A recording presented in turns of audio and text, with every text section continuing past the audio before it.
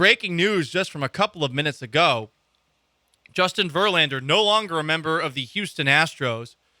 Verlander and the Mets have agreed to a 2-year, $86 million deal with a vesting option for a third year.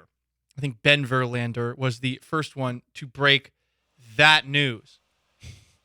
For the Mets, a ballsy move, but considering Verlander is coming off of the best year, statistically, of his career, you can understand why they'd make a deal like that. So it's $43 million a year. It's pretty similar to what Max Scherzer got from New York, and I guess that's a line the Astros weren't going to be willing to cross. And I mean, that makes sense, right? I mean, with what you saw out of Justin Verlander in the postseason this past year, you know that that is an issue. It's not an isolated incident. There is a track record there. And while you will miss him, and you will probably win less regular season games without Verlander, you're not going to miss him that much. You still have a pretty good rotation in place. Without Verlander, you got a guy who was a Cy Young finalist in Framber Valdez. You have a guy in Christian Javier who I think has the potential to be the ace of your staff. Once Lance McCullers is pitching well, Lance McCullers is very good. That, though, is a little bit less consistent. And with Luis Garcia and Jose Urquidy, you have pretty capable 4 and 5 guys, with Hunter Brown potentially being able to take on a bigger role this coming season. You got 6 capable starting arms, so you got a little depth. You're just not going to have Verlander anymore. And you got to tip your hat to Verlander. I know there are some people out there that really would have been jabronis, douches, had Verlander signed with L.A. or the Yankees. But the other nice part about that is that Verlander is not signing with either of those teams. And spare me with the people that say, well, I wish he'd signed with the Dodgers, or I wish he had signed with the New York Yankees, because then the Astros would have the advantage of the playoffs. Then they'd have the advantage of the postseason. Good riddance to Verlander, sucking the postseason some more after having a Cy Young Award-winning season at 39 years old. And there are some of you out there. You guys need to stop. Verlander is the reason that the Astros won their first World Series. They don't win that 2017 ALCS without his 2 beautiful performances that he had in Game 6 in particular. I hope that everyone gives him the respect that he is due. This was a great relationship. This is not one to have hard feelings about after the fact. There is no reason for that. So I'm imploring you to behave, to act like adults here.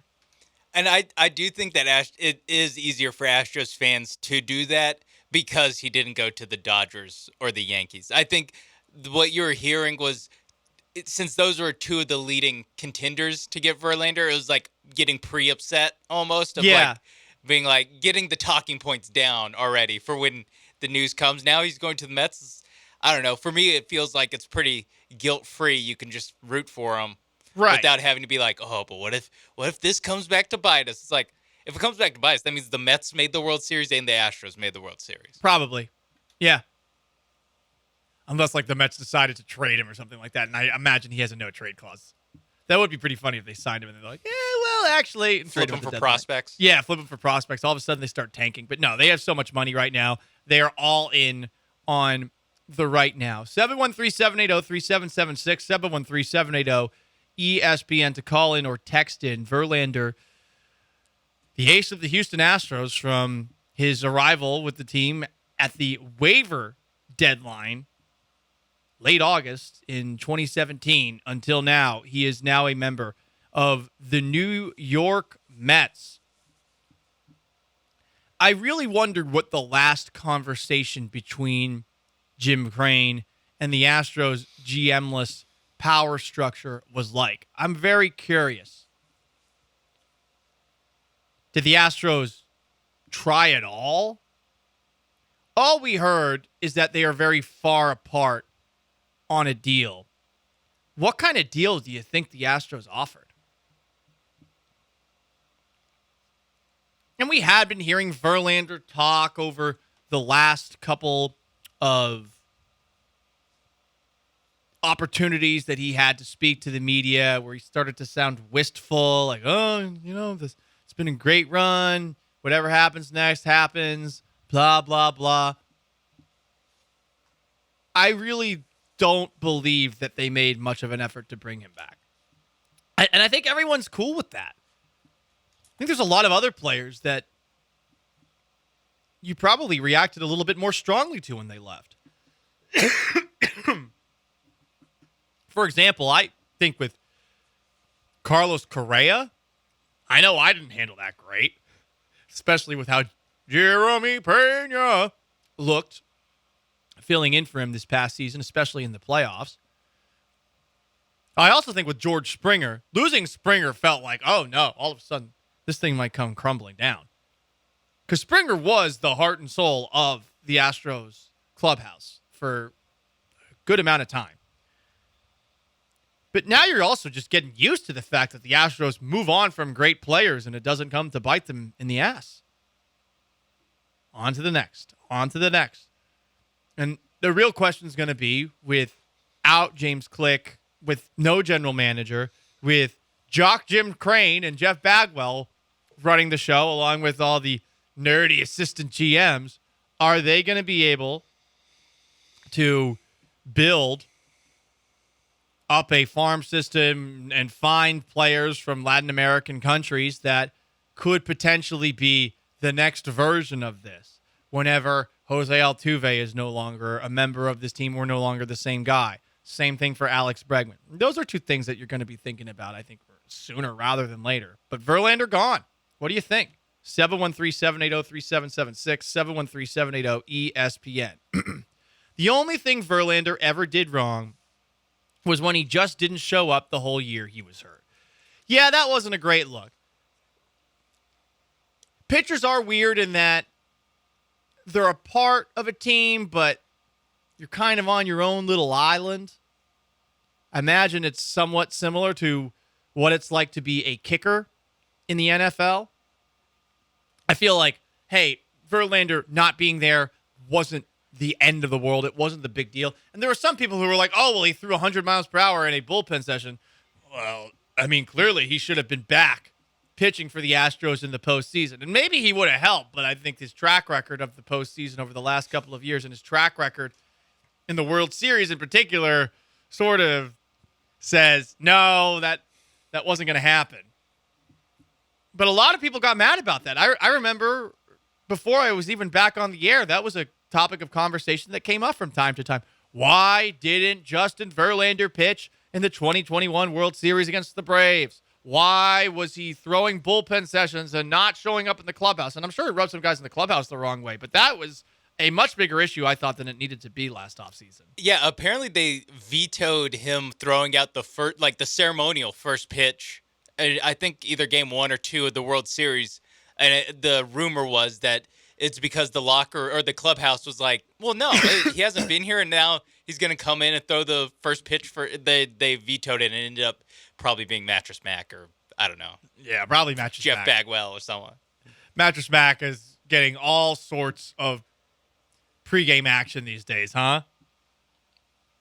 He's like almost like a politician, the level he like answers questions now, where he's like, well, I just love everyone. And you're just like, all right, Mattress Man. I mean, you could argue he is a politician with some of the other things that you've seen him in the limelight for, given that he has been like endorsing political candidates and stuff. Oh, he actually has been. Oh, yeah, he's been in political ads. Oh, yeah. I didn't know that. Yeah, like that's the next stage, I guess, of Mattress Mac's empire. He's gonna Mayor Mattress Mac. Mayor Mac. Ooh, yeah.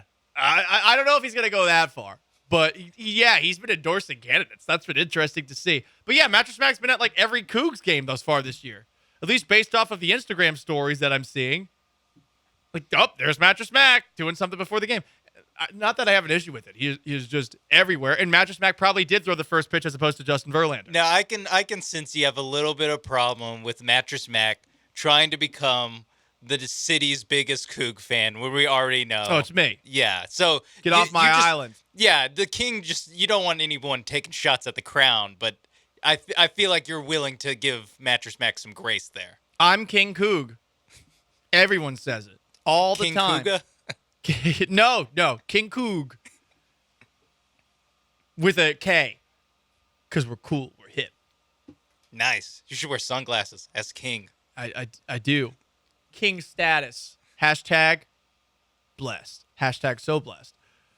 Another text, 713-780-3776. I feel like the rest of the pitchers would have benefited from him being around, but he's a weirdo in general. Well, would he? Think about this. Maybe Hunter Brown benefits from him. But what's Lance McCullers getting from Justin Verlander at this phase of his career? Also, not to make something about a language gap, and I'm sure that if any of these pitchers wanted to ask Justin Verlander about something, it could be done through the interpreter that the Astros have. But if you are Framber Valdez or Christian Javier or Luis Garcia or Jose Urquidy, are you turning to Verlander for advice or are you turning to those peers? I think you would do the latter. So I think that's overrated too. We very often talk about how veteran players are expected to help young players out. Well, that's not their job. They don't do that often. 713-780-3776, 713-780-ESPN on the most interactive sports talk show in Houston. But the news is that Justin Verlander signed a contract with the New York Mets, 2 years, $86 million with a vesting option for a third